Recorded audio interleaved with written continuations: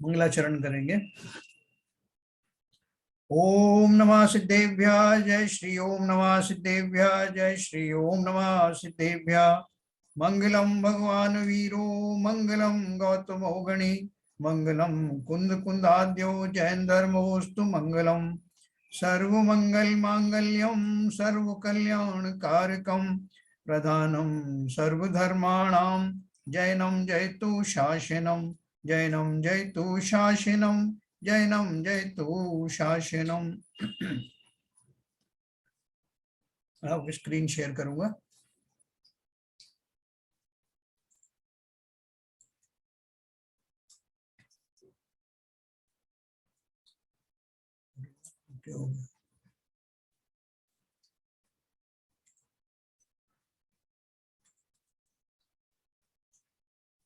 Screen share चला गया, मैं दोबारा करता हूँ, एक सेकंड।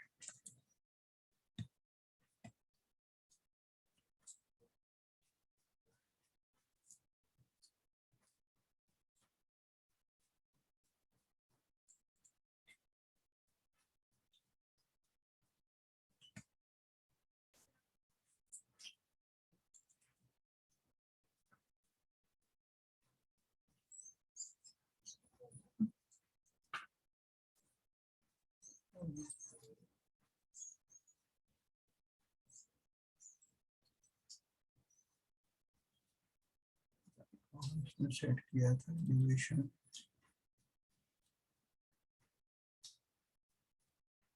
शैलन जी, आपके पास में वो स्क्रीन होगा ना, मैं अभी आपको होस्ट बनाता हूँ, वो जरा उसको डाउनलोड कर देना। मेरा कहाँ चला गया पता नहीं, एक सेकंड।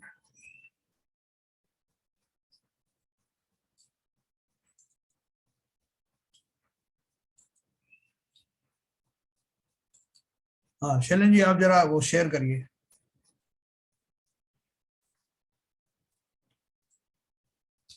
हाँ मैं कर रहा हूँ।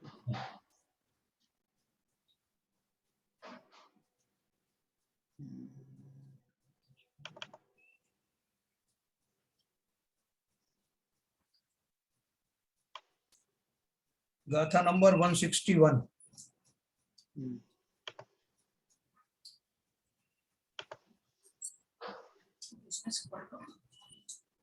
और लोग नहीं देख पाएंगे।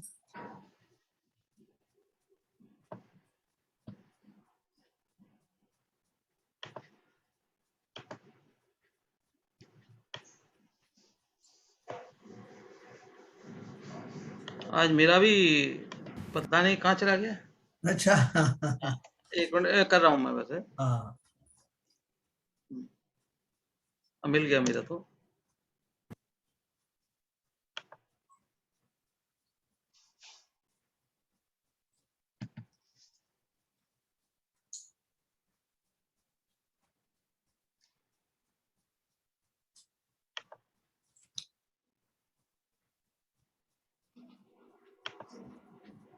वो ललित जी इतने दिन तक होस्ट बने रहे ना, तो कंप्यूटर को आदत पड़ गई, तो उनके आते ही जो है वो मेरा चला जाता। कौन सा गाथा नंबर दिख रहा है सबको? हाँ 161 है, पेज नंबर 20, 126, 127 कुछ होगा।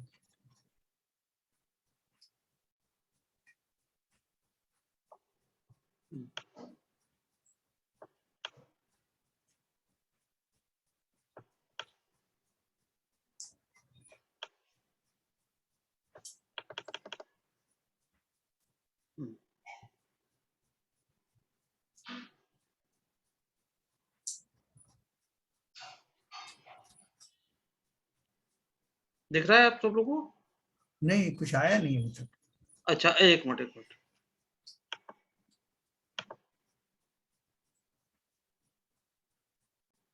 अभी दिख रहा है? स्टार्टेड ये है, स्क्रीन हाँ शेयरिंग तो आ रहा है, started screen sharing, but screen आ नहीं रहा। अब आ गया हाँ होगा। हाँ, अभी आया बराबर।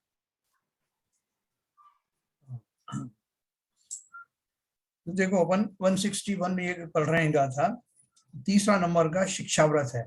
कल अपन ने पढ़ा था प्रोषदोपवास नाम का दूसरा शिक्षा व्रत पढ़ा था, और अपन ने ये लास्ट में ये पढ़ा था, इसमें यह प्रोषदोपवास सभी श्रावकों को करना चाहिए, क्योंकि इसमें पांचों महापापों का त्याग हो जाता है तथा पांचों इंद्रियों के विषय तथा कषायों का दमन भी हो जाता है।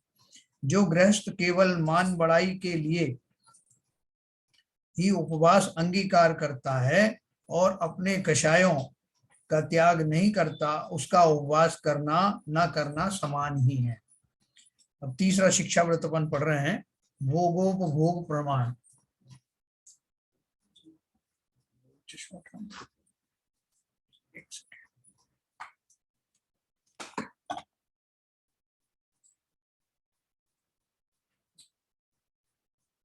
भोगोपभोग परिमाण, अपन ने ये इसके बारे में भी थोड़ा सा पढ़ा था, जिसमें अपन ने पढ़ा था कि जो एक बार भोगने में आवे उसे भोग कहते हैं, जैसे दाल चावल आदि, ये सब अपन ने पढ़ा था। दाल भात रोटी जो बार बार भोगने में आवे उसे उपभोग कहते हैं, जैसे कपड़ा बर्तन घर खेत गाय बैल इत्यादि उपभोग पदार्थ हैं। श्रावक को इन पदार्थों के समय भावार्थ पढ़ रहा हूं मैं, गाथा नंबर 161 का। श्रावक को इन पदार्थों के संबंध से हिंसा होती है, थोड़ा ऊंचा करिए, इसलिए हाँ, श्रावक को इन पदार्थों के संबंध से हिंसा होती है, इसलिए उसे इन हिंसा के कारणों का भी शीघ्र ही त्याग करना चाहिए। इसके बाद हमने गाथा नंबर 162 पढ़ी थी, मैं फिर से आपको सुनाऊंगा इसके बारे में, और थोड़ा ऊपर बस। एकमपि प्रजात घांसु निर्हन्त्य अनंतान्य तस्ततोड़वश्यम करणीयम शेषाणाम परिहरणम नंत कायानाम। इसका अन्वयार्थ है, एक साधारण शरीर को कंद मूल आदि को भी घात करने की इच्छा करने वाला पुरुष अनंत जीवों को मारता है, इसलिए संपूर्ण अनंत काय परित्याग अवश्य करना चाहिए। देखो काय किसे कहते हैं, शरीर को, है ना, शरीर या स्कंद, एक्चुअली स्कंद को बोलते हैं काय। तो अनंत स्कंद का परित्याग, देखो अपन आगे पढ़ेंगे कि एक स्कंद में भी कितने डिवीजन होते हैं। एक कंदमूल संबंधी जीव को खाने की इच्छा करने वाला गृहस्थ उस जीव के साथ साथ उसके आश्रय रहने वाले साधारण अनंत जीव हैं, उन सभी का घात करता है। इसलिए साधारण अनंत काय वाली जितनी वनस्पतियां हैं उन सभी का अवश्य त्याग करना चाहिए, है ना। ये जो अपन इसके बारे में पहले पढ़ा था, साधारण वनस्पति किसे कहते हैं, जहां एक ही शरीर के आश्रय से बहुत सारे जीव रहते हों, ऐसे शरीर को, ऐसे स्थान को जहां वो सारे जीव शेयर करते हैं, उस शरीर को साधारण वनस्पति कहते हैं, और शरीर को साधारण शरीर कहते हैं। दो तरह का अपन ने पढ़ा, एक वनस्पति काय में ही होता है। वनस्पति काय में दो तरह की वनस्पति होती है, एक साधारण वनस्पति और एक प्रत्येक वनस्पति। साधारण वनस्पति में एक शरीर के बहुत सारे मालिक होते हैं, शेयर करने वाले होते हैं, और वो बहुत छोटा शरीर होता है, ऐसा नहीं बहुत बड़ा शरीर हो। और जैसे आलू आदि हैं, जो जितने भी कंदमूल आदि हैं, वो सब साधारण शरीर में पाए जाते हैं, साधारण शरीर रूप में रहते हैं। और इसके विपरीत जैसे बड़े बड़े पेड़ हैं, आम का पेड़, नीम का पेड़ वगैरह वगैरह, ये प्रत्येक वनस्पति हैं जिनका एक शरीर का एक ही मालिक होता। ये हम लोगों ने पहले पढ़ा था। फिर इसमें एक चीज और आएगी आगे कि जो वनस्पतियां बहुत सारी जो होती हैं, जो प्रत्येक वनस्पतियां हैं, वो भी काफी समय तक, जब तक वो पूरी ग्रो नहीं हो जाती, उनके अंदर में निगोदिया जीव रहते हैं। और जब वो कालांतर में जो बड़े हो जाते हैं और वो साधारण वनस्पति के जाति के वो वनस्पति नहीं है, तो फिर उनका साधारणपना समाप्त हो जाता है, और उनकी पत्तियों आदि के ऊपर जो निगोदिया जीव रह रहे थे वो सब वहां निकल जाते हैं, और वो पेड़ पूर्णतः अप्रतिष्ठित हो जाता है, अप्रतिष्ठित प्रत्येक वनस्पति। लेकिन जब तक उसमें साधारण शरीर रहते हैं तब तक उसको प्रतिष्ठित वनस्पति कहते हैं, भले ही वो प्रत्येक वनस्पति है। तो दो तरह की वनस्पति हो गई, एक तो प्रत्येक वनस्पति है ही नहीं, साधारण वनस्पति है, और वो कभी भी जो है प्रत्येक वनस्पति बनती नहीं है।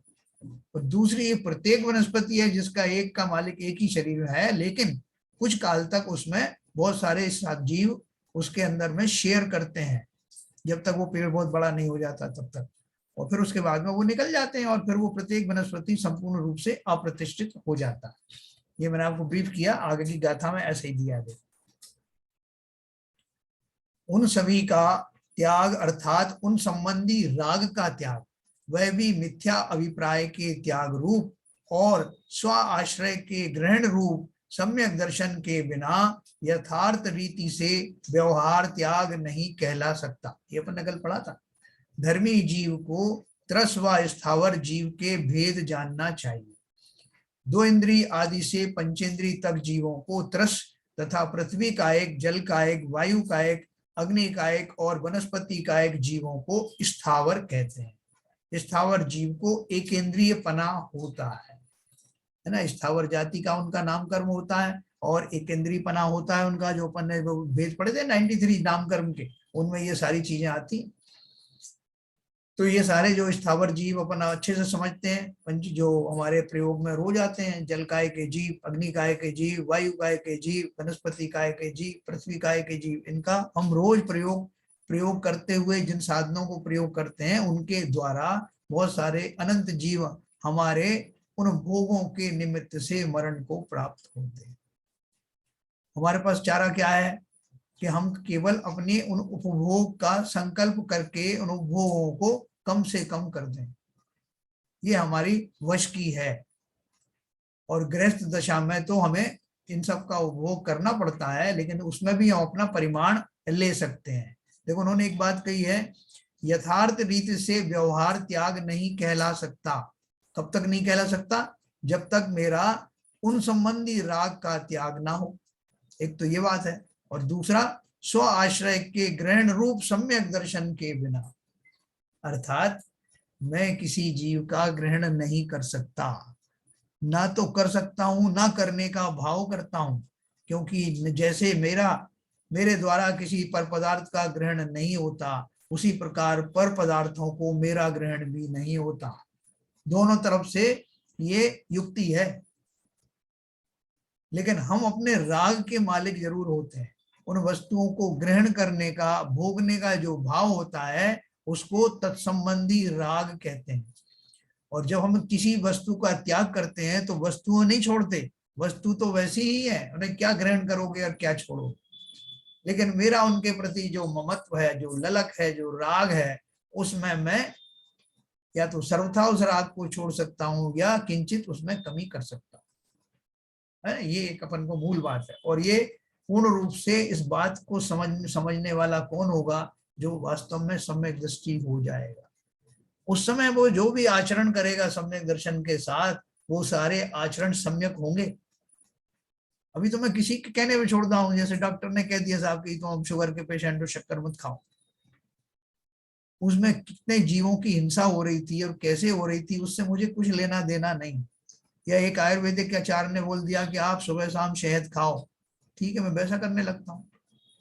किसी ने कहा कि वो मक्खन मलाई खाया करो, तो मक्खन खाने लग गया, क्योंकि मेरी अपनी बुद्धि तो ऐसी परिपक्व हुई नहीं है। इसलिए मैं उसमें कहाँ हिंसा हो रही है, क्यों हिंसा हो रही है, राग किसे कहते हैं, उनके प्रति राग को कम किया जा सकता है क्या, इन बातों से अनविज्ञ रहता हूं जब तक मैं मिथ्या दृष्टि हूं। मेरे त्याग भी सच्चे नहीं हो रहे हैं। आपने बोला कि साहब आपने बताया तो मैं बहुत सारा भोग परिमाण मैंने कर लिया है, लेकिन कैसे किया है? बिना जाने। आपने कहा था कि 10 हरी खाना तो 10 ही खा रहा हूं, लेकिन क्यों खा रहा हूं उसके पीछे का कारण मुझे नहीं मालूम। तो देखो अभी इस गाथा का जो भावार्थ है वो क्या है? वनस्पति साधारण और प्रत्येक इस तरह 2 प्रकार की होती है। इसमें से साधारण वनस्पति का त्याग तो गृहस्थ श्रावक को सर्वथा ही कर देना चाहिए। साधारण वनस्पति कौन है? अपन मोटे मोटे तौर पे जानते हैं जो जमीन के अंदर होती है, वो सब जमीकन नियम से ही साधारण वनस्पति की श्रेणी में आते हैं, उनका त्याग तो कर ही सकते हैं। तथा यथाशक्ति प्रत्येक वनस्पति का भी त्याग करना चाहिए। अब यहाँ प्रत्येक और साधारण के सभी भेद प्रभेद स्पष्ट रूप से कथन किए जा रहे हैं। देखो हमारा बहुत अच्छा भाग्य है कि हम कई कई बार ये टॉपिक पढ़ चुके हैं। जैन धर्म जानिए में पढ़ा था हमने, वो उसका बर्णी जी का वो जो ग्रंथ था वो भी पढ़ा था हमने, और भी करणानी योग का जो ग्रंथ पढ़े थे, सब में ये वर्णन था। पांच स्थावरों में से पृथ्वी काय, जल काय, वायु काय, अग्नि काय, इन चार में तो निगोद के जीव रहते नहीं, केवल एक वनस्पति काय में ही रहते हैं। देखो मजे की बात, वो जो आपने जो 5 स्थावर में से जो 4 स्थावर पढ़े वो है तो एकेंद्री, लेकिन वो निगोदिया नहीं है, क्योंकि निगोदिया जीव खाली वनस्पति काय के ही होते हैं।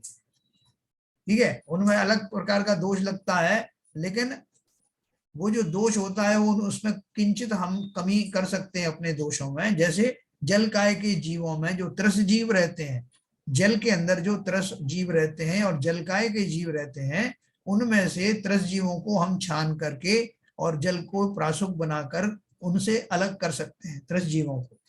हालांकि वो जो जल काय के जीव हैं उनको नहीं अलग नहीं कर सकते, उसमें तो खाली पानी का कम से कम प्रयोग करके हम उनसे बच सकते हैं। तो एक तो ये हो गया, और दूसरा जो पृथ्वी काय, वायु काय, अग्नि काय आदि जीव, उनसे कैसे बच सकते हैं? अग्नि का हम कम से कम प्रयोग करें तो अग्नि काय के जीवों का हिंसा बच जाएगी। ऐसे ही वायु में इस तरह के हम जो सब्सटेंसेस हैं उनको ना उड़ने दें, वायु का इस्तेमाल भी सावधानी से करें, पंखे आदि का, एसी आदि का कम से कम उपयोग करें, तो अग्नि काय और वायु काय दोनों की विराधना कम हो जाती है।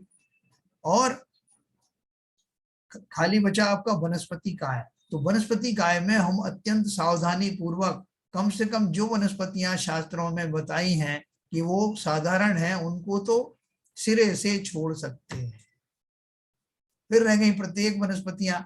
प्रत्येक वनस्पतियों के प्रयोग में भी एक इंद्रियों की तो हिंसा होती है, लेकिन वो साधारण में तो अनंत जीवों की हिंसा हो रही थी ना, उससे बच गए। लेकिन फिर उसके बाद भी उन्होंने बोला जिस शरीर का एक ही स्वामी हो उसे प्रत्येक कहते हैं, और जिस शरीर के अनंत स्वामी हो उसे साधारण कहते हैं। अब प्रत्येक के भी दो भेद हैं। क्या दो भेद हैं? एक सप्रतिष्ठित प्रत्येक और एक अप्रतिष्ठित प्रत्येक।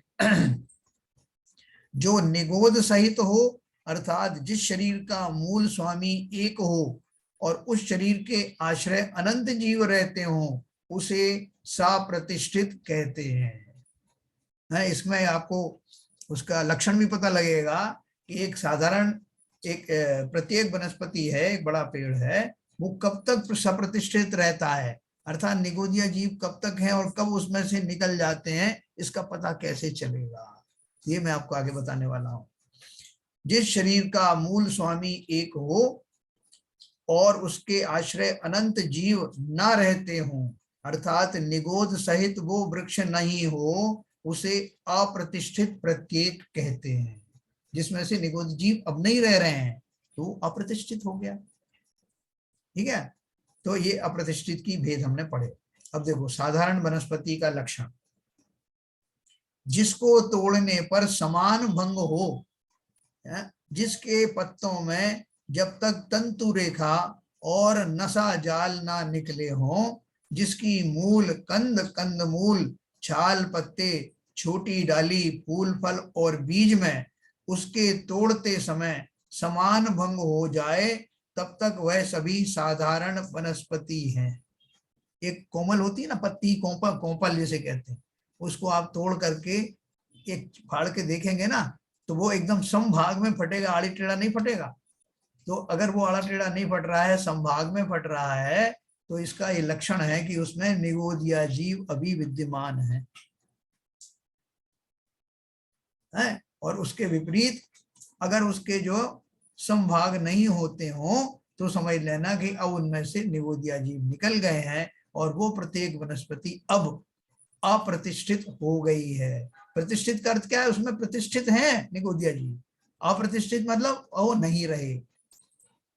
ये किसमें हो सकता है? ये प्रत्येक वनस्पति। साधारण वनस्पति में निकलने का तो प्रोविजन है ही नहीं, क्योंकि वो तो सर्वथा विद्यमान होते हैं और उन्हीं के कारण उनको साधारण वनस्पति कहा जाता है। तो तब तक वह सभी साधारण वनस्पति हैं, और जब उनमें समान भंग ना हो तब वही वनस्पति प्रत्येक होती है। अब एक छोटे पौधे को देखते हैं ना, उसमें शिराएं वगैरह नहीं बनती हैं, कोंपल में धाराएं नसें वगैरह नहीं बनती हैं, तब तक वो जो उसमें प्रतिष्ठित रहता है और उसमें निगोदिया जीव होते हैं। यद्यपि साधारण वनस्पति तथा सप्रतिष्ठित प्रत्येक वनस्पति इन दोनों में अनंत जीव हैं, तो भी साधारण वनस्पति के शरीर में जितने जीव हैं वे सभी उस शरीर के स्वामी हैं और उस वनस्पति को तोड़ने काटने पर उन सभी जीवों का घात होता है।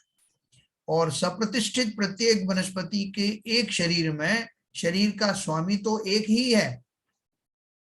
अब समझना बात, प्रत्येक वनस्पति में जब तक निगोदिया जीव प्रत्येक में भी रहते हैं ना, अपन ने पढ़ा कुछ काल तक उसमें जो निगोदिया जीव रहते हैं, इस कारण से उसको प्रतिष्ठित प्रत्येक कहते हैं।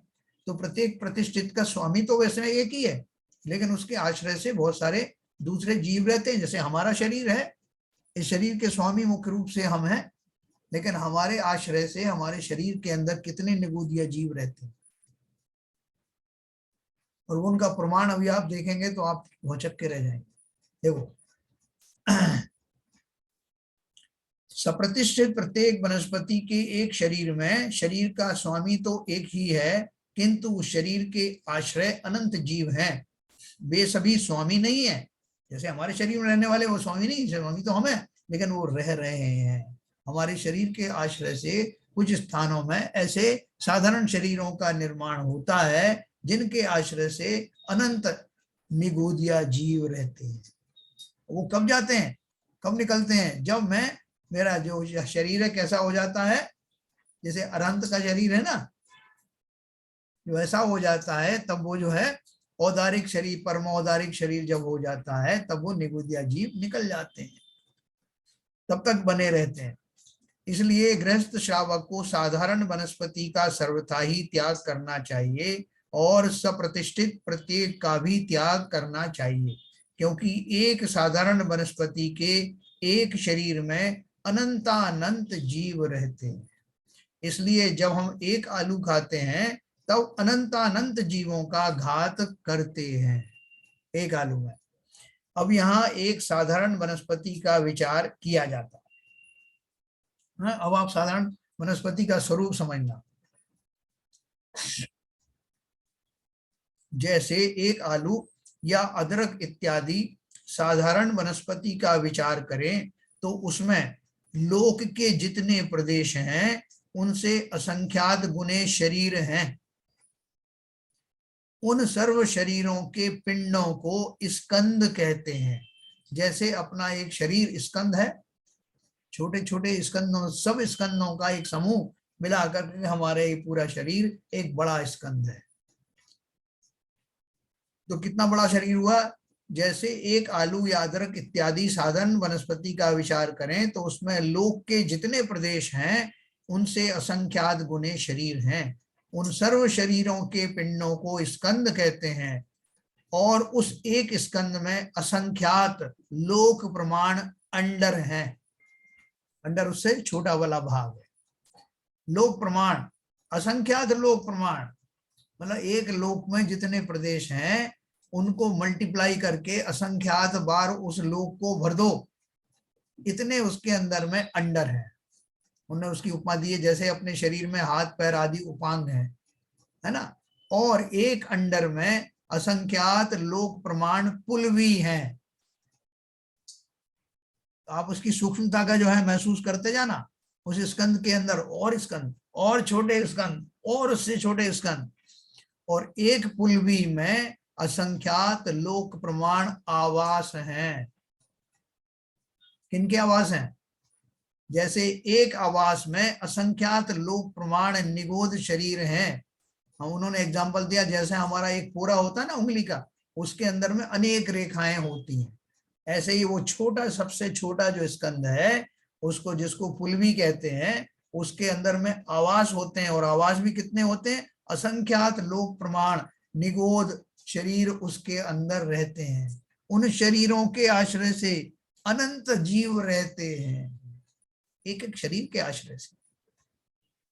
और एक निगोद शरीर में सिद्ध राशि से अर्थात अनंत मुक्त आत्माओं से अनंत गुने जीव हैं। अर्थात सिद्धालय में जो अनंत सिद्ध जीव विराजमान हैं, उनसे भी अनंत गुने जीव एक निगोद शरीर में है। निगोद शरीर का तो वो साधारण शरीर, जैसे एक उंगली की रेखा में असंख्यात प्रदेश हैं। बैटरी डाउन कैसे हो रही?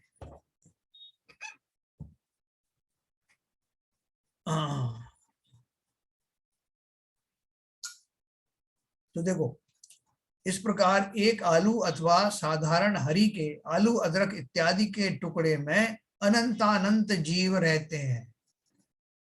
किसी ने बताया कि एक सुई की नोक के बराबर जमी कंद में, आलू हो, प्याज हो, अदरक हो, उसके अंदर कितने जीव होते हैं? एक सुई की नोक के बराबर वाले कंद में इतने जीव होते हैं कि अगर उनको कबूतर के रूप में बड़ा कर दें तो तीनों लोग भर जाए, इतनी जीव राशि है।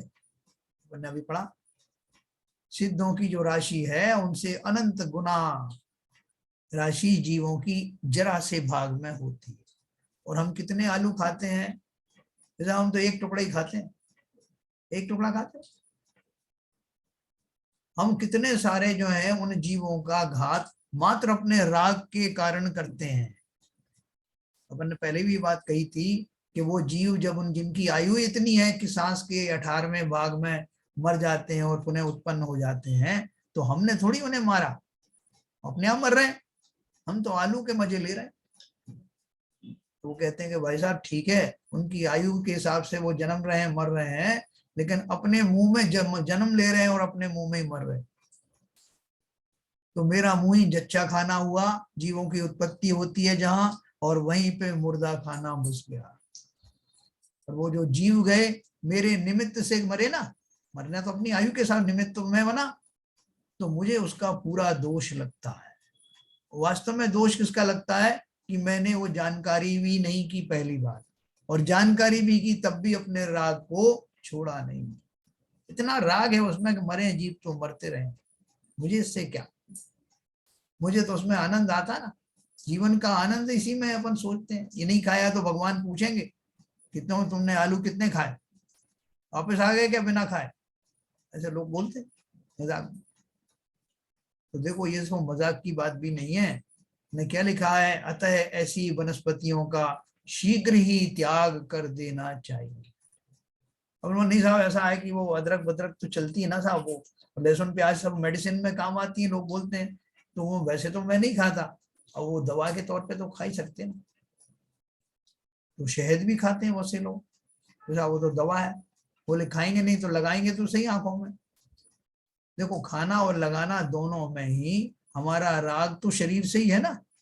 शरीर के आनंद के लिए, रसना इंद्री के लिए, शरीर को पुष्ट करने के लिए, आंखों की बीमारी ठीक करने के लिए हम उन अनंत जीवों का घात करते हैं।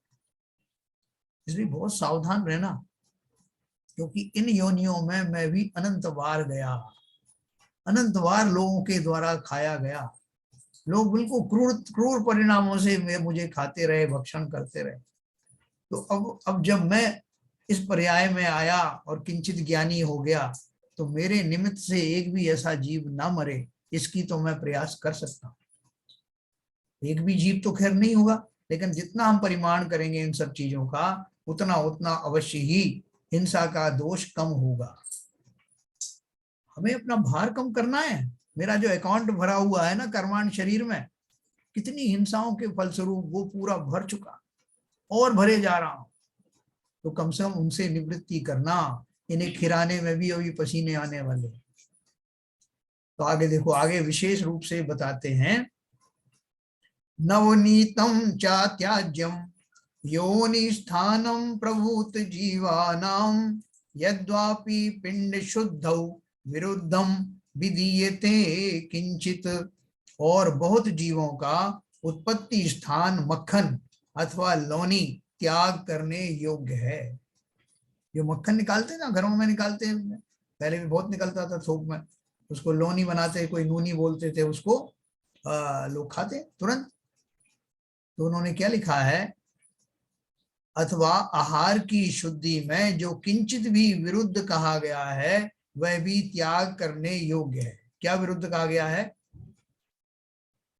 तथा बहुत जीवों की उत्पत्ति का स्थान दही में से निकली हुई अग्नि पर बिना तपाई हुई लौनी जो मक्खन, ताजा मक्खन भी त्याग करने योग्य है, और आहार शुद्धि में जो कुछ भी निषिद्ध है वह सभी छोड़ देना चाहिए। थोड़ा ऊपर करिए।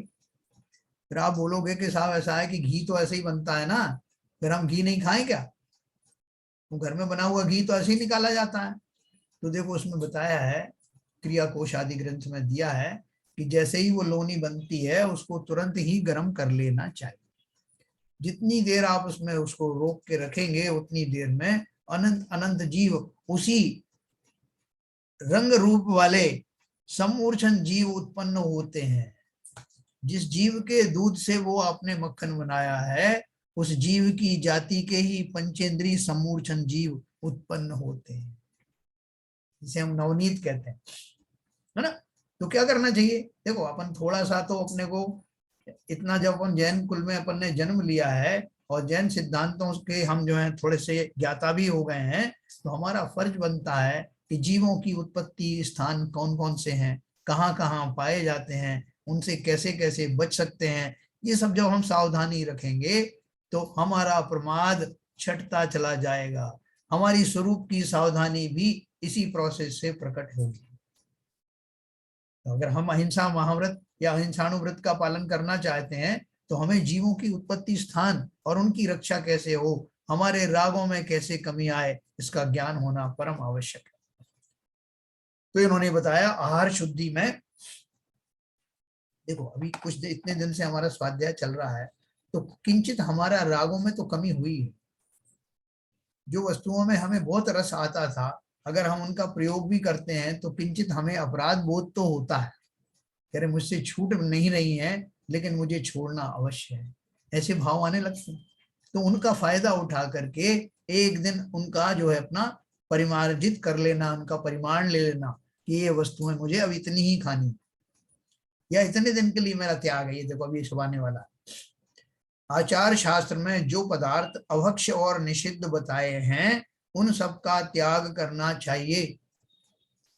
अभक्ष भी बहुत सारी चीजें हैं ना जो खाना ही नहीं है, जैसे पंच उदंबर फल है, ये मधु मांस और मदिरा है, ये सारी चीजें तो हैं ही त्याग। और उसके अलावा और भी बहुत सारी चीजें भी आएंगी, जैसे कि चमड़े में रखा हुआ अथवा चमड़े का स्पर्श किया हुआ जल, तेल, घी, हींग और नल का पानी इत्यादि सभी अशुद्ध हैं। देखो इसमें एक नल का पानी भी लिखा है, वो क्यों लिखा है मैं आपको बताऊंगा। अतः नहीं खाना चाहिए। एक मुहूर्त अर्थात 48 मिनट से अधिक समय का रखा हुआ कच्चा दूध, एक दिन उपरांत का दही, बाजार का आटा, अनजाना हुआ फल, बैंगन, सड़ा हुआ अनाज, बहुबीज वाली वस्तु नहीं खाना। देखो इसमें मैं आपको बताता हूँ क्या क्या चीजें हैं। नल का पानी का जो आया उसमें, वो नल के पानी का त्याग क्यों किया जाता है? अब जैसे जो महाराज वगैरह आते हैं उनका चौका लगता है, वो कुएं का पानी तो पी लेते हैं लेकिन बोरवेल का पानी नहीं पीते। उसका कारण क्या है?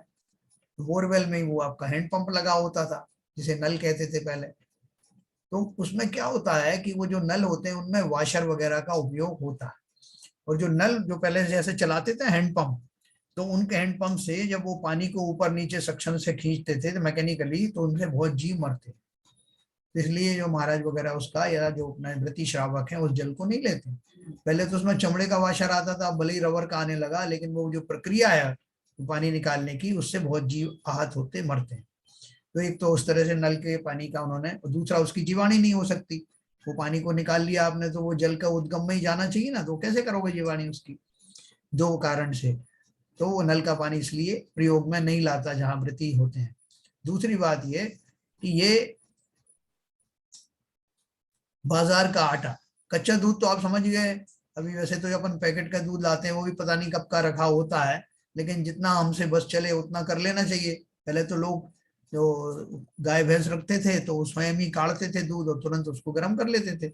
लेकिन अभी जो भी मजबूरी हो हमारी, पैकेट से लाते हैं जो भी लाते हैं, तब भी हमारे पास आते ही उसको गर्म कर लेना चाहिए, इतना हम कर सकते हैं। और साथ में वो अपराध बोध भी रखें कि मुझे ऐसा करना पड़ रहा है। और एक दिन उपरांत का दही उन्होंने दिया है, जैसे आज दही जमाया और कल खाना, तो उसमें जो खट्टापन होता है वो उसमें उस जाति के जीव उत्पन्न होते हैं जिनसे वो खट्टापन आता है। लेकिन साथ में जो दही जमाने की प्रक्रिया हमारी साधारण रूप से होती है, जैनियों के यहाँ दही उस तरह से नहीं जमाया जाता, उसकी प्रक्रिया भी दूसरी होती है। वो चांदी के सिक्के से या संगमरमर के टुकड़े से या लाल मिर्च से या नारियल के वो चटक से नटक से किसी तरह से वो करते हैं, तो वो विधि से कभी आप समझना उसको। ये हो गया। दूसरा, अचार मुरब्बा। अचार और मुरब्बा में भयंकर त्रसजीव हो जाते हैं। जितना जितना पुराना अचार मुरब्बा होगा उतने उतने उसमें त्रसजीव बढ़ते चले जाएंगे। इसलिए बहुत सारे लोग नियम ले लेते हैं, कोई 1 महीने पुराना अचार नहीं खाऊंगा, कोई 15 दिन पुराना नहीं खाएगा, कोई 1 दिन का ही अचार खाता, आज ही डाला आज ही खाना। उसमें उनको मजा तो नहीं आता जैसे पहले आता था, और मजा किसका आ रहा था? जीवाणुओं का आ रहा था। अपने को बुरा लगता है ये बात, लेकिन है हकीकत। इसलिए उसमें इससे पहले कि त्रसजी पड़ जाए, या तो उसका विकल्प ही त्याग देना या उतने मर्यादा जो बताई जिस चीज की, उस मर्यादा में खाना। भुना हुआ अन्न।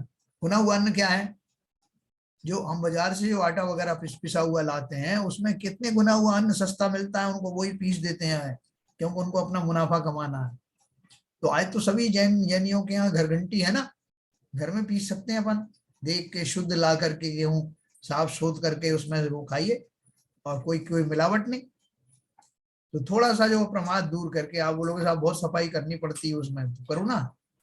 वो चक्की पे से जो सार्वजनिक चक्कियों से पिसवा के लाते हैं या पिसा हुआ आटा लाते हैं, उसमें कितनी हिंसा है, और वो सारी हिंसा हमारे खाते में जाती है, हमारी बुद्धि को भी वो इफेक्ट करती है। फिर है दही बड़ा। दही बड़ा क्या है? द्विदल है। द्विदल किसे कहते हैं? बेसन की वस्तु या दाल होती है जिनके 2 फाड़ होते हैं, जिस भी चीज के जिनकी दाल बनती है, उस वस्तु का आटा, और उसके अंदर में दही, दही का मिश्रण, कहीं कहीं कच्चा दूध भी लिखा है, उनका मिश्रण होने के बाद गले में स्थित जो लार है, जब उसका संयोग होता है तो बहुत सारे त्रसजीव उत्पन्न होते हैं। कैसे उत्पन्न होते हैं? जैसे उनकी धाराएं बह रही हैं, तो कढ़ी वगैरह बनाते ना, तो उसमें इस तरह की बेसन की कढ़ी दही डाल करके और गले से उतरते ही उसमें अनंत जीव राशि पैदा हो जाती है। लार का संयोग होता है ना गले में उतरना, तो इसलिए उसका विशेष ध्यान रखना। उसकी बहुत सारी और विधि हैं कि आप बिना दही के डाल बना सकते हैं, या कुछ गर्म करने का भी कहीं कहीं कुछ आता है, वो जरा देख लेना उसमें जो लिखा है। अत्यंत तुच्छ फल, जो अभी बढ़ रहा है, वो अभी पूरा विकसित नहीं हुआ है, ऐसे फलों को खाना, छोटी भिंडी खा ली, छोटे छोटे जो है वो दूध के वो खाए, ये सारे चीज जो बढ़ रही हैं उनमें अभी उनको नहीं खाना, वो तुच्छ फल की श्रेणी में आते हैं। इत्यादि जो भी वस्तुएं शास्त्र में निषिद्ध हैं उनका त्याग करना चाहिए। 32 अंगुल लंबा 24 अंगुल चौड़ा मोटा स्वच्छ वस्त्र लेकर उसे दोहरा करके पानी छानना चाहिए, और वही छना हुआ जल पीने तथा अन्य काम में प्रयोग करना चाहिए। देखो पहले की जो महिलाएं थी और जो पुरुष थे, उनमें प्रमाद इस मामले में नहीं था। वो भली भांति कुएं से नदी से पानी ला करके उसकी पूरी व्यवस्था जीवाणी वगैरह करते थे छान करके, और फिर उस पानी को प्रयोग में लाने से पहले छानने का देखो उन्होंने कैसा प्रोविजन बताया कि ऐसा छन्ना हो जिसमें से सूरज की रोशनी ना दिखाई दे, और उस पानी को न केवल पीने के लिए बल्कि शौच आदि के लिए भी वही प्रयोग करें। अब बोलोगे साहब ये आज तक तो आजकल तो होता नहीं है, हो नहीं सकता, तो हम नदी और उससे तो लाते नहीं कुएं से, तो क्या करें? तो नलों में पानी आ रहा है वही आप प्रयोग करते हो। तो अपन क्या क्या कर सकते हैं? उस पानी को भी हम जो लेते हैं नल में से छन्ना लगा करके, कम से कम उस प्रक्रिया को याद करते हुए उस पानी को छानने का वैसा ही करें। उससे क्या होगा, हमारी जो आदत है वो बनी रहेगी और हमें उन जीव हिंसा के प्रति सजगता बनी रहेगी। हम उसको सर्वथा तो नहीं रोक सकते क्योंकि जीवानी करने भी नहीं जा पाते ऐसे, लेकिन वैसे भाव रख करके उस पूर्वक और अपनी निंदा गरहा करते हुए कि मैं उस तरह की प्रॉपर जीवानी नहीं कर पा रहा हूँ, ऐसे भाव पूर्वक करने से भी हमारी हिंसा में कमी हो जाती है। और जल का प्रयोग कम से कम करें जितना कर सकते हैं। शौचालयों में वो आप व्यवस्थित कर सकते हैं, जो उनकी जो फ्लश होती हैं उसमें एडजस्टमेंट होता है आजकल। आप कितना जल एक बार में उसमें से निकलना देना चाहते हैं, उसके हिसाब से एडजस्टमेंट हो जाता है। तो ये कम से कम जब तक आप और कोई उपाय नहीं करते तब तक कम से कम ये साधन जरूर अपना। घर में भी पानी बॉईल करके रख दें, 24 घंटे की मर्यादा हो जाती है छानने के बाद उसे उबाल करके, तो वो सब अपन प्रयोग कर सकते हैं। और भी दिया उसने, उस छाने हुए कच्चे पानी की मर्यादा 48 मिनट की है। छाने हुए पानी में यदि लौंग, इलायची, गोल मिर्च इत्यादि कूट कर डाल दी जाए और वह इतनी मात्रा में डाली जाए कि पानी का रंग और स्वाद बदल जाए, तो उस जल की मर्यादा 2 पहर अर्थात 6 घंटे की है। एक पैर 3 घंटे का होता है। और जिस पानी को इतना उबाला जाए कि उसमें उछाला आने लगे, उस औटाए हुए पानी की मर्यादा 24 घंटे की है। उसके पश्चात वह भी किसी काम में नहीं लेना चाहिए। इस प्रकार पानी को उपयोग में लेना चाहिए तथा पानी का गालन भी जिस कुएं आदि से पानी लाया गया हो उसी कुएं में डालना चाहिए, अन्य में नहीं। आटे की मर्यादा शीत ऋतु में 7 दिन, ग्रीष्म में 5 दिन तथा बरसात में 3 दिन की है। तत्पश्चात ग्रहण नहीं करना। इससे इस तरह श्रावक को अपनी भोग उपभोग की सामग्री में विवेक रखकर त्याग और ग्रहण करना चाहिए। अब मैं आपको अनम्यूट करूंगा। शैलेंद्र जी उसको आपका वो शेयरिंग हटा दीजिए। हाँ, और वापस जरा मुझे होस्ट बनाइए। आप रीटेक कर लीजिए होस्ट। ओके, हो गया।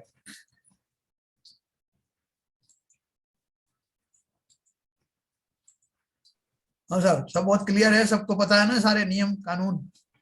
वैसे मेरे को एक क्वेश्चन था सर, जी। थोड़ा क्लैरिफिकेशन इस मामले में हाँ कि आपने जो वनस्पति काय के जीवों की बहुत सारी भेद प्रभेद बताए, लेकिन जितना हम वनस्पति के माध्यम से हिंसा करते हैं उससे ज्यादा कहीं जल के द्वारा या वायु के द्वारा भी करते हैं। और भी जितने भी एक इंद्रिय जीव है ना, वनस्पति काय के अलावा और भी है जी। तो उनकी भी हिंसा होती है। तो उस हिंसा पे इतनी तवज्जो क्यों नहीं दी जाती है? इस वनस्पति काय के ऊपर ज्यादा तवज्जो क्यों दी जाती है? तवज्जो का मतलब मेरा कह रहा है एम्फेसिस। नहीं, देखिए ऐसा है, अपन तो सारी हिंसाओं की बात कर रहे हैं ना, जहां जहां जो जो टॉपिक आ रहा है वो कर रहे हैं अपन बात। अभी जब वनस्पति की बात आई तो वनस्पति को फोकस करके उसके बारे में बताया जा रहा है ना। मैंने जब ये चर्चा की थी तो आपको बाकी के जो स्थावर हैं, 4 स्थावर, उनकी भी मैंने चर्चा की आपको। और मैंने ये भी बताया कि आप कुछ जीवों का आप जो है बिल्कुल सर्वथा त्याग नहीं कर सकते। जैसे वायु काय के जीव हैं, आप सांस वगैरह लेते हो, वो छान के तो ले नहीं सकते। आजकल जरूर ये छन्ने लगा दिए हैं, लेकिन उनसे भी वो छनते तो है नहीं, है ना। तो क्या है कि कुछ चीजों का तो हमें आवश्यक रूप से गृहस्थी को जो आरंभ परिग्रह होते हैं, आरंभवाद, उसमें हिंसा होती है, उनमें जितना हम विवेक रख सकते हैं तो वहां वो अपना विवेक रखना चाहिए। पॉइंट तो वही है, जितना विवेक रख सकते हैं। वनस्पति में भी देखो हम बहुत कुछ कर सकते हैं, तो क्या कर सकते हैं इसकी अपन ने चर्चा की। बिल्कुल सही। वनस्पति में कहाँ कहाँ जीव पाए जाते हैं, अब इतने प्रकार की वनस्पति हैं, उनका मैं प्रमाण कर सकता हूँ। फिर जो है कि ये जमीकंद है, इनका छोड़ सकता हूँ। 5 जो पाकर फलाती हैं उनका त्याग कर सकता हूँ। ये अपन बहुत कुछ कर सकते हैं। वनस्पति काय की हिंसा जो होती है अनजाने में बहुत होती है, जब तक हमें मालूम नहीं कि कहाँ कहाँ जीव है। तो वो इसलिए दिया आपने। हिंसा तो सभी जगह पे है। सबसे बड़ी हिंसा तो हमारे प्राणों से, हमारे अंदर ही होती है, भावों की हिंसा। और जो जो हमारे सामने जो पंचेंद्रीय जीव घूम रहे हैं, मनुष्यों के रूप में जो घूम रहे हैं, उनकी हिंसा का हम ध्यान ही नहीं रखते। उनको कैसे आहत करते हैं, कैसे वचन उनके साथ बोलते हैं, कैसे उनका तिरस्कार करते हैं, कैसे छूने वाली बातें बोल देते हैं। ये सारी चीजें हिंसा में ही आती हैं। उनकी चर्चा अपन तो सारे टाइम उनकी तो करते ही रहते हैं, लेकिन साथ में जिनको हम भूल जाते हैं, जो अनजाने में घटती रहती हैं, जिनको कोई शिक्षा भी हमें और दर्शनों में नहीं मिलती, अपन उनकी चर्चा करते हैं। और बताएं साहब। थैंक यू भाई साहब, पत्ते वाली सब्जियां कौन सी कैटेगरी में आती है, साधारण में कि प्रत्येक में? पत्ते वाली में वो मेरे हिसाब से तो वो जैसा उन्होंने बताया ना कि कुछ काल तक वो प्रतिष्ठित रहती हैं, कुछ काल तक अप्रतिष्ठित रहती हैं, वो ऐसे ही होगा। तो और ज्यादा विशेष बहन जी को पता होगा तो बताएंगे। जैसे धनिया पत्ती है या मेथी वगैरह आती है, उसको पूछ रही हाँ, हूँ। उनमें तो वैसे एक दोष होता है कि जो सघन पत्तियों वाली होती हैं उनमें विशेष दोष होता है कि उसमें बड़े बड़े उसी जाति के जीव दिखाई भी देते हैं, कई बार नहीं भी दिखाई देते, बिल्कुल पालक से मिलते हुए। जैसे गोभी में संबंध जो अपना फूल गोभी होता है ना, उसमें हाँ। उसी कलर के जीव उत्पन्न होते हैं बड़े बड़े। पत्ते गोभी में भी खूब होते हैं, उससे तो कैंसर तक हो जाता है। तो जितनी सघन जो पत्तियां हैं उन सबको तो हमारे यहाँ त्याज ही बताया है। नहीं, छोटी पत्ती ऐसे पत्ती वाली सब्जी नहीं आती, मेथी पत्ती है या और कौन सी नहीं, उसको धनिया छोटी पत्ती नहीं है? मानते। जैसे धनिया है जो उतना घना नहीं होता ना, धनिया की पत्ती, हाँ हाँ।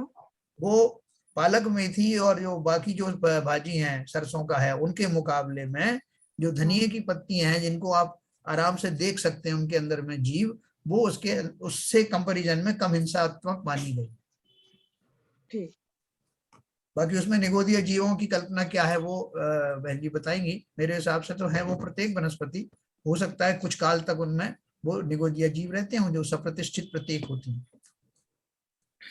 हाँ, ऐसे तो लौकी है, लौकी में काफी देर तक जो है, जब तक वो उसे रुए रहते हैं तब तक वो साधारण वनस्पति की तरह से ही समझी जाए उसको। हाँ, और जो जो ग्रो हो रहे हैं फल, अभी जो पूरी पूर्णता नहीं आई है उनको, उनको भी खाने में बहुत दोष है। बाल फल कह ले, तुच्छ फल कहते हैं। ठीक है सर? सारी वनस्पतियों जो पत्तियों की सब्जियां हैं सारी, वो सब में सभी में जो है इंसान, हाँ, ऐसी कोई पत्तीदार वनस्पति नहीं इसमें इंसान हो। मुनिराज तो नहीं खाते मेरे ख्याल से पत्तियों की पत्तीदार वनस्पतियां छोड़ देना चाहिए। हाँ, और जो अपने श्रावक हैं वो भी छोड़ देते हैं। जितना छोड़ सकते हो उतना हमारे ही खाते में जो है कम एंट्री होगी, सीधी बात ये है। खाता किसी और का थोड़ी है, हमारा ही है। सही बात। भाई साहब आप उस लिस्ट को सेंड करिएगा जो आप कल कह रहे थे ना कि जैन मैंने लोगों डाली के थी उसको मैंने डाली थी, आप देखिए उसमें ग्रुप में।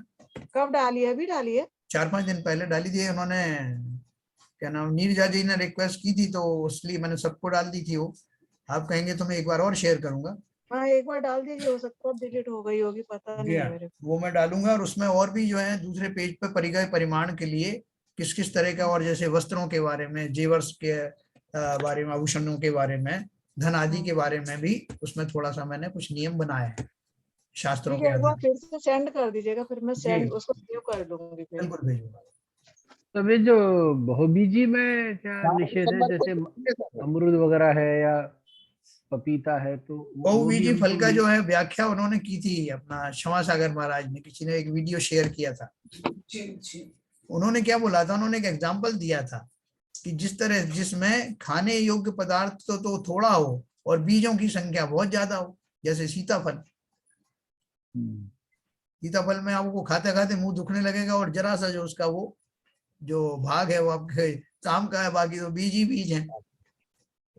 तो इसलिए उनको चबाने में परिश्रम है, श्रम परिश्रम है, और उन जीवों के माध्यम से हिंसा ज्यादा होती होगी, इसलिए उसको बहुजीवी मैं उसका नहीं कहा। पर बहुबीजी में तो जैसे शरीफा है तो उसमें तो फल है, वो पक गया तो उसमें निगोद तो नहीं होगा, निगोदी जीव तो होंगे नहीं उसमें। वो व्याख्या उसमें जो है स्पष्ट नहीं दी है कि वो बहुजीवी को सॉरी बहुबीजी को क्यों छोड़ना चाहिए, ऐसी व्याख्या नहीं दी है। लेकिन ये जरूर कहा है कि बहुबीजी की कौन सी जो है चीज होती है उन्होंने नहीं छोड़ना चाहिए।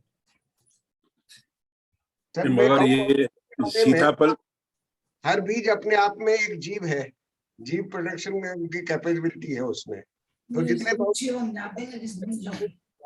हाँ, वो उस बारीकी में अपन जाएंगे तो वो छिन्न भिन्न जो करते हैं ना, जब अपन महाराज को जो आहार वगैरह देते हैं तो फलों को भी काट करके उसे छिन्न भिन्न कर देते हैं, जिससे उसमें उगने की योग्यता ना रहे, तो वो वातावरण नहीं रहे, तो इसलिए उनका उसका वो छिन्न भिन्न किया हुआ ही वो जो है सब्जी है वो लेते हैं फल।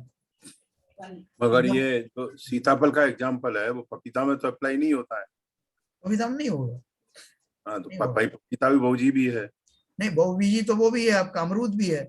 वही कह रहा हूँ मैं, अमरूद की भी बात कर रहा हूँ। हाँ, तो लेकिन क्या है कि वो एक बार उन्होंने एक वीडियो भेजा था किसी ने, क्षमा सागर महाराज ने उसके बारे में बहुत विस्तार से बताया था।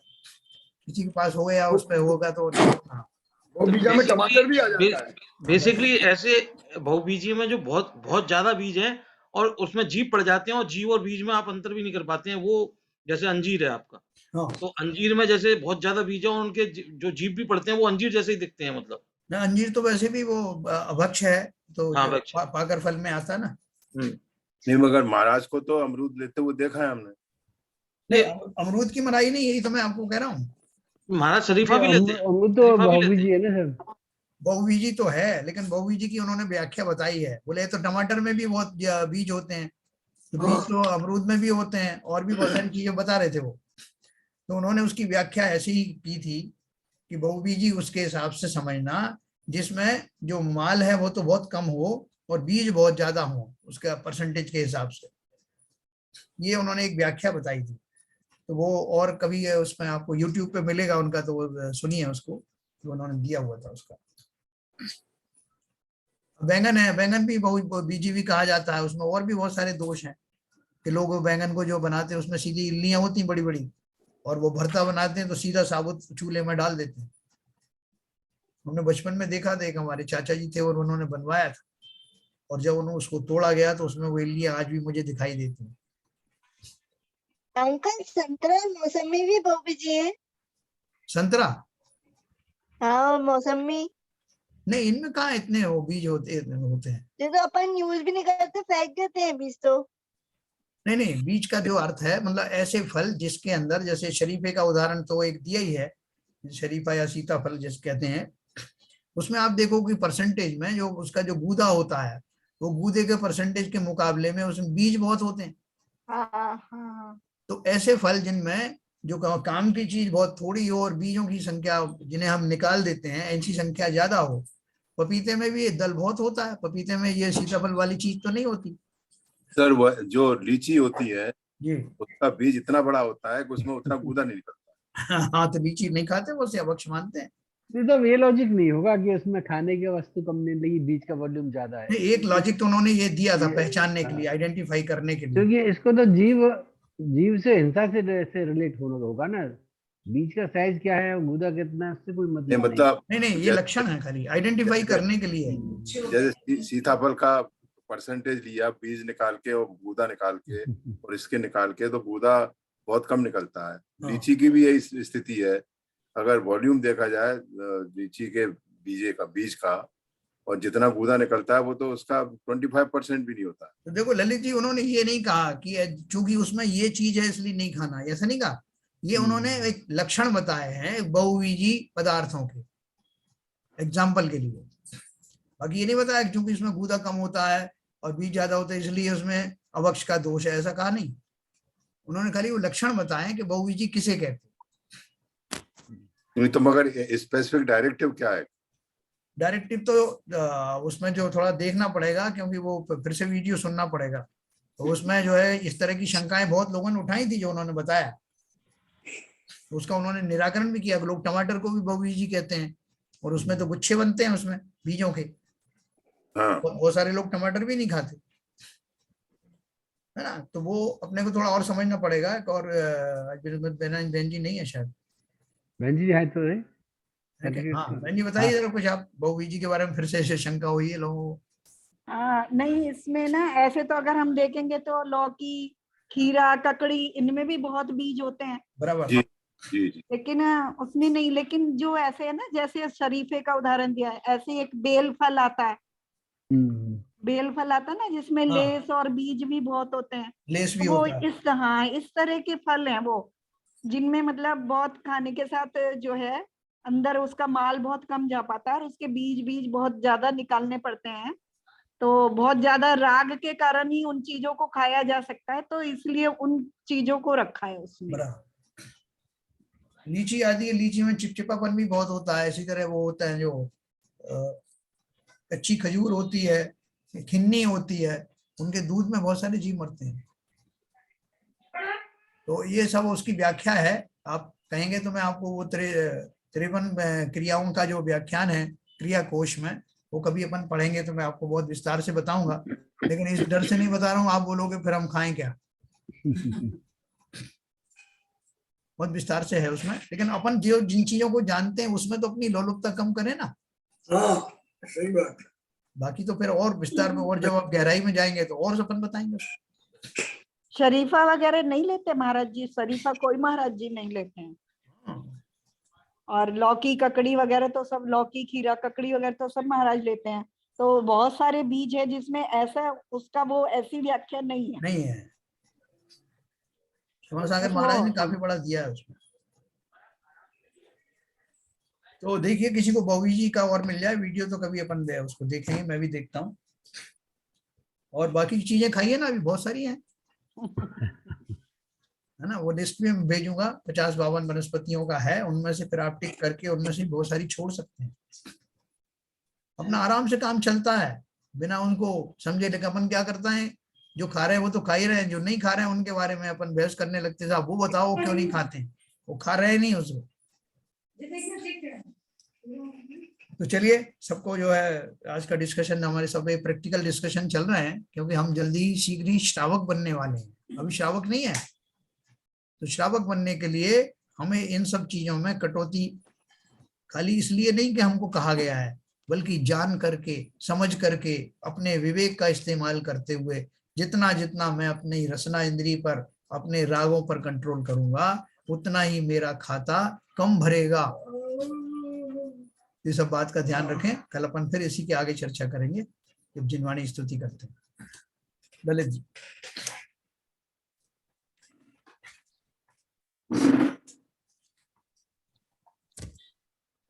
मिथ्यतम नाश वेको ज्ञान के प्रकाश वेको आप पर भास वेको भानु सी बखानी है। छहो द्रव्य जान वेको बंध विधि भान वेको स्वपर पिछान वेको परम प्रमानी है। अनुभव बताए वेको जीव के जताए वेको काहू न सताए वेको भव्य और आनी है। जहाँ तहाँ तार वेको पार के उतार वेको सुख विस्तार वेको यही जिनवाणी है। हे जिनवाणी भारती तो है जपू दिन रैन, जो तेरी शरण गए सो पावे सुख चैन।